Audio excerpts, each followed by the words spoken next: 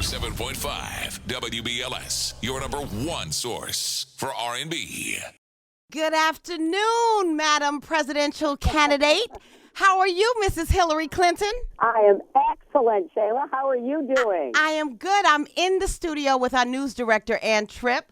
Good afternoon, Secretary Clinton. Great. Nice to hear your voice, Ann. Thank you. I was just hoping that you would come up here because, we got a whole spread for you. I'm going to treat you to lunch, and definitely I had the hot sauce. She was going to borrow mine, Secretary Clinton. She was going to use mine. The one thing you and Ann Tripp definitely have in common is that you put hot sauce on everything. Is that true? You put hot sauce on everything? It's really true. I just decided about 25 years ago that it was good for my immune system. I'd read an article or something, and then since then it's actually been proven to be good for your immune system. So I feel like I really was ahead of the curve. Yes. Well, you are definitely a hot topic these days. I got to work this morning, saw you on the front page once again.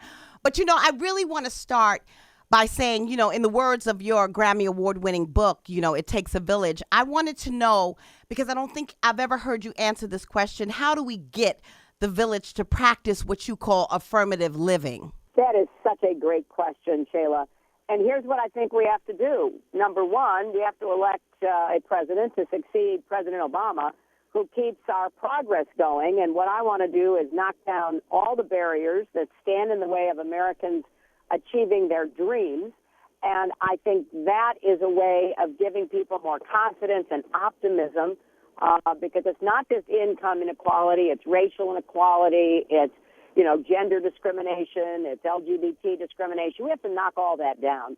And then we've got to keep us safe, because if people don't feel safe, they're not very affirming, are they? They are often, taking their fears and acting them out, as we've unfortunately seen in Donald Trump's campaign. Yeah. And we do have to unify our country. And I think if we stand together more, I want to be a president who brings people together and gets results so that we can try to give people the hope that they need, that they can in their own lives and in treating our fellow Americans with the kind of affirmation and support, the love and the kindness that I think is called for. The hot topic today actually is about the minimum wage going up, but I wanted to know what your plan was to create and connect our community to jobs and home ownership and things of that nature. Well, I was thrilled to be invited by Governor Cuomo to attend the bill signing to raise the minimum wage. I've been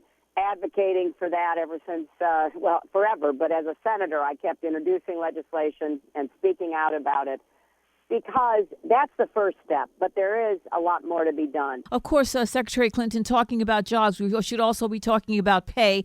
And, of course, a big topic this week at least is the $15 minimum wage in both New York and California in particular. Bernie Sanders says you've been flipping on that you were not in favor of that. Is that true? No, it's absolutely not true. I have been supportive of the the fight for $15 here in New York and in California. And I want states, counties, and cities to go as far as possible. But I also know that if we're going to raise the minimum wage nationally, for a lot of places that are lagging behind in growth, lagging behind in income, and I've been to a lot of those places across our country, then we should have a $12 minimum wage for the whole country that would be indexed to it going up as the cost of living went up. But we should encourage more states to do exactly what New York has done. Switching gears just a little bit, Secretary Clinton, you appeared on Black Girls Rock over the weekend, and at one point you did say something like you were inspired by some strong black women. What I said in my remarks were that Mary Wright Edelman, who started the Children's Defense Fund, gave me my first job out of law school, was one of my mentors and is a dear, dear friend. Dorothy Height, one of the leaders of the civil rights movement, one of the few women who really was there by the side of everyone from the 1930s forward and started the National Council of Negro Women, which is something that is still going strong. She and I served on boards together. She was such an inspiration to me. Talking about women, phenomenal women, you are just that. I mean, being the presidential candidate, you are also a mother, a grandma. Are you known as grandma or nanny or nana? I'm known as Grandma. Oh, you grandma. Grandma, and I love it. Grandma. Well, yeah, I don't know whether as she learns more words, she might change that, but that's it's what grandma came out for of right her now. mouth the first time, and I practically fainted. I was so happy. Oh, well, congratulations on now expecting the second. Yes, Yes. this summer. We're so excited. But, you know, with this role now, you are going to be expected to make sure everyone understands women's rights or human rights. So you're no stranger to sexist remarks. How do you deal with the sexist double standards? And I ask this because there are a lot of women in the office right now, this very second, who are waiting to hear that answer so that they can mimic you. First off, Shaila, I think it's important to recognize this is still a problem. It's not something we have outgrown Right. or gotten beyond. And when people try to pretend that we have, I really call them out on it because there is still a double standard. There are a lot of discriminatory words and actions aimed at women because we are women.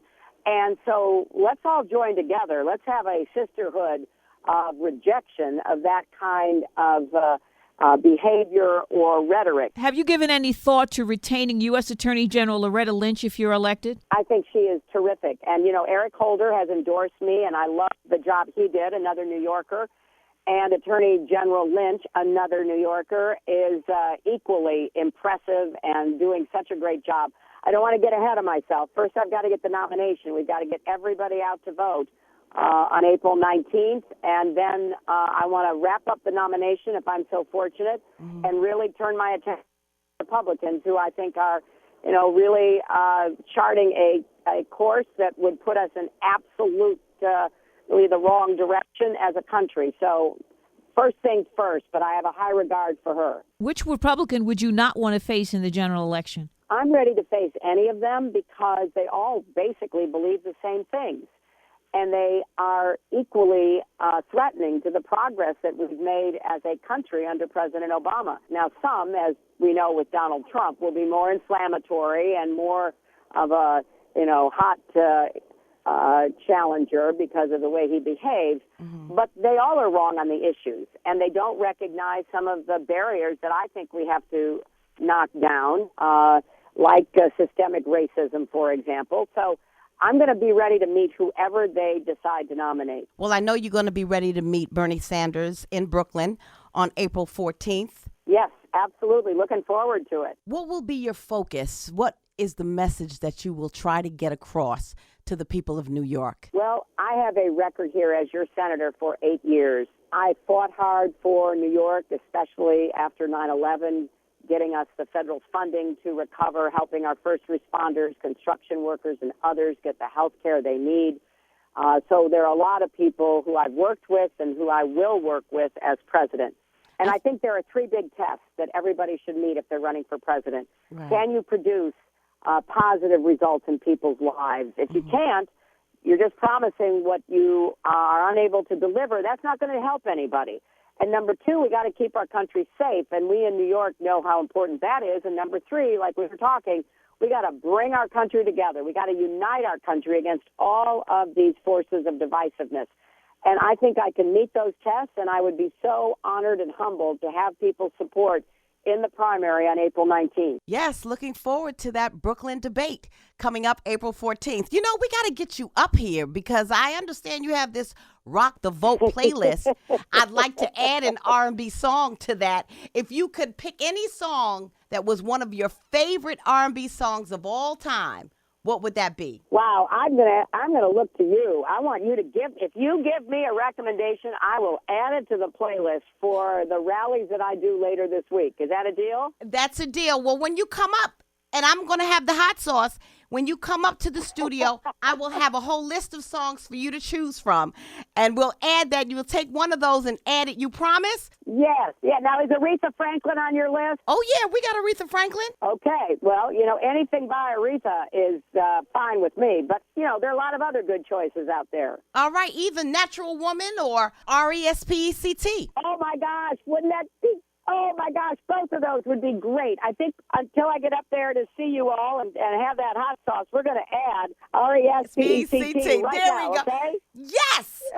Sounds good. We look forward to getting Thank you. information with you, presidential candidate, Madam Hillary Clinton. Thank you so much for taking the time to talk to us today. Oh, I've loved it. Thanks to you, Shaila, and thanks to Ann, and thanks to all the women in the studio. God bless you. Bye-bye. Thank you. Okay, take care. Bye-bye. Bye-bye.